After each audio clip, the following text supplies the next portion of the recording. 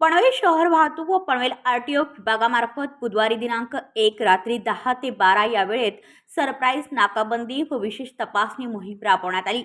ही कारवाई वरिष्ठ पोलीस निरीक्षक श्री औदुंबर भा पाटील व पनवेल आरटीओ इन्स्पेक्टर श्री भड व काळे साहेब यांच्या उपस्थितीत पार पडली। या मोहिमेत पनवेल रेल्वे स्थानकाच्या पूर्व व पश्चिम परिसरातील रिक्षा चालकांची सखोल पडताळणी करण्यात आली। अवैध प्रवासी वाहतूक करणारे, फिटनेस व विमा कालबाह्य असलेले, विना परवाना अर्थात लायसन्स, विना युनिफॉर्म रिक्षा चालक मालक व तीव्र प्रकाशाची लाईट असे विविध मोटार व्हेकल ॲक्ट कलम अंतर्गत नियमांचे उल्लंघन करणाऱ्यांवर कठोर कारवाई करण्यात आली।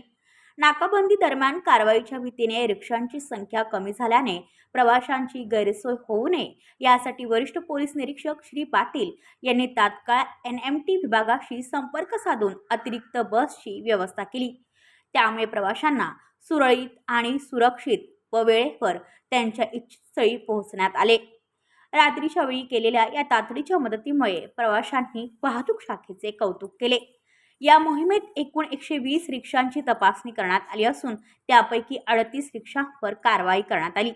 तसेच एक रिक्षा जप्त करण्यात आली असून एक प्रकरणात मद्यप्राशन करून वाहन चालवणाऱ्यावर ड्रिंक अँड ड्राईव्ह कारवाई करण्यात आली आहे।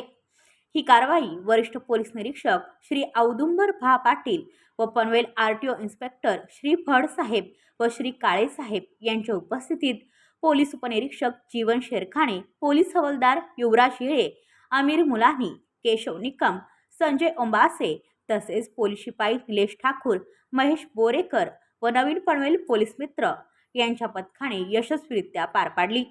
पनवेल शहर वाहतूक व पनवेल आरटीओ विभागामार्फत पुढील काळातही अशा प्रकारच्या धडक मोहिमा राबवण्यात येणार असल्याचे वरिष्ठ पोलीस निरीक्षक श्री औदुंबर पाटील यांनी सांगितले आहे। ब्युरो रिपोर्ट पनवेल वार्ता न्यूज।